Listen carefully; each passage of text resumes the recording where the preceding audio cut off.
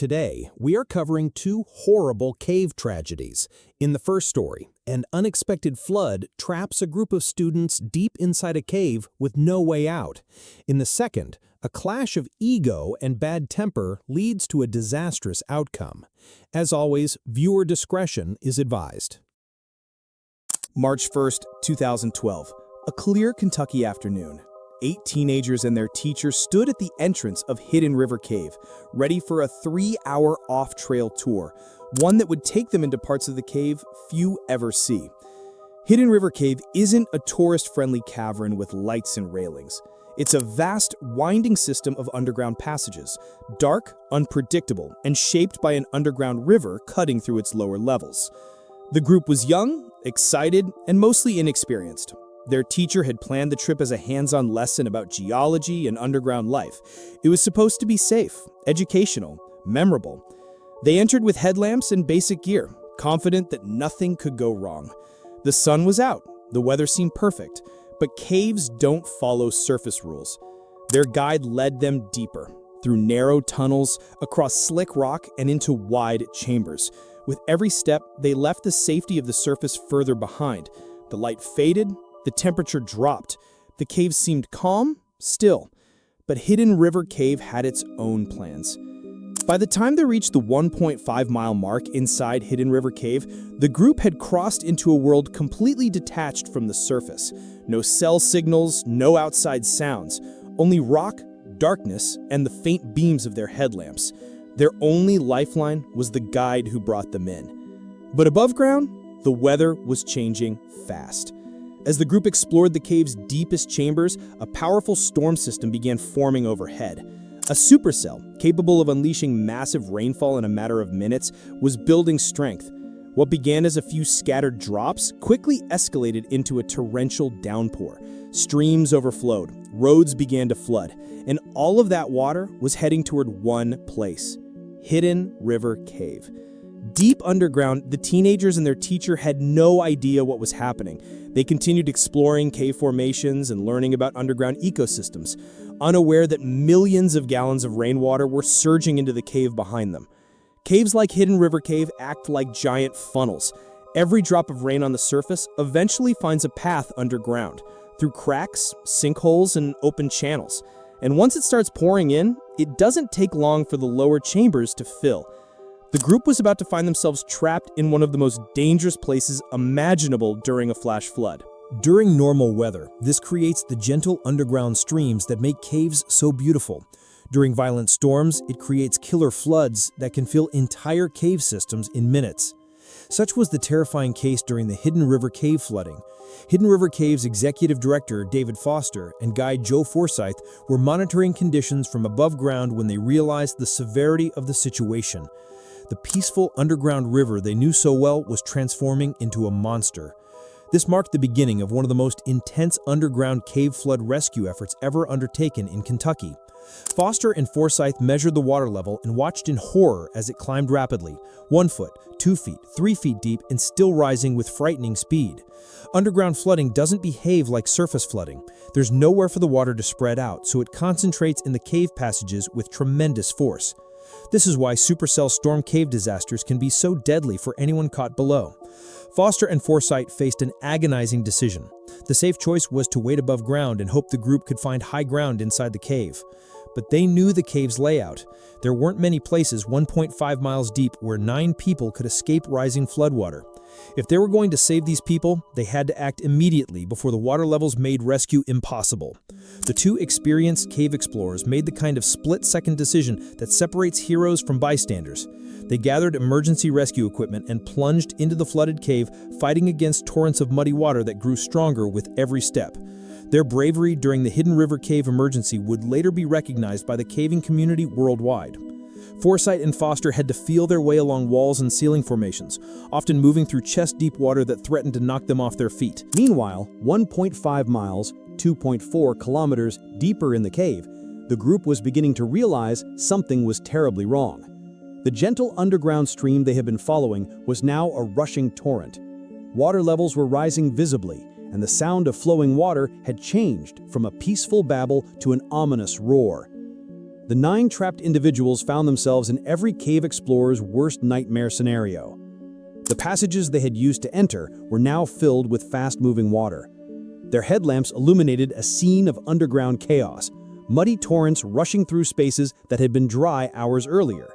The teenagers huddled together with their teacher on whatever high ground they could find, watching the water level creep higher.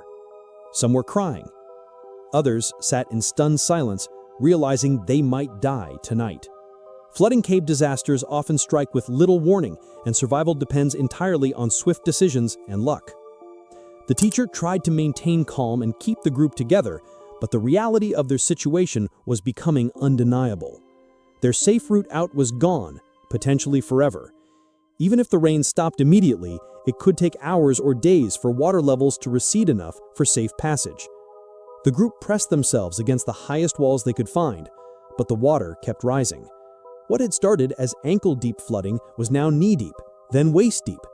In the narrow confines of the cave passages, even a few more inches could mean the difference between survival and drowning. Underground rescue missions in such conditions often become races against time and nature. Meanwhile, Foster and Forsyth pushed deeper into the flooded cave, trusting a hunch. Based on their experience in the group's original path, they had a good idea where the trapped group might be. It was a gamble, but it was all they had. After battling through 1.5 miles, 2.4 kilometers of cold, rising water and relentless currents, Forsyth finally spotted them. Huddled together on a narrow ledge, 9 terrified people clung to the slick limestone walls. The teenagers were trembling, soaked to the bone, eyes wide with fear. Their teacher did his best to keep them calm, masking his panic as he silently wondered how much longer they could last. There was no going back. The main passage was completely submerged now, an underwater tunnel of death. But Forsyth had an advantage. He knew this cave better than almost anyone. Hidden River Cave had alternate paths, dangerous and rarely used, but they existed, and they might be the only way out. He quickly secured a safety line around his waist, then had each person grab hold of the rope. What came next was a journey none of them would ever forget, a terrifying escape through pitch-black corridors, chest-deep in frigid water, forced to swim through submerged tunnels with no room for error. The route Forsyth chose wasn't meant for rescues. It was a last resort path, one few people dared attempt even in perfect conditions. But on that night, with the cave filling like a sealed bottle, it was their only shot at survival. They had to squeeze through gaps barely wider than their own bodies, scraping against jagged rock as they inched forward. Slippery flowstone formations loomed ahead, forcing them to climb with trembling limbs while icy water surged below. In some places, the ceiling dropped so low, they were forced onto their hands and knees, crawling through freezing currents that threatened to pull them under.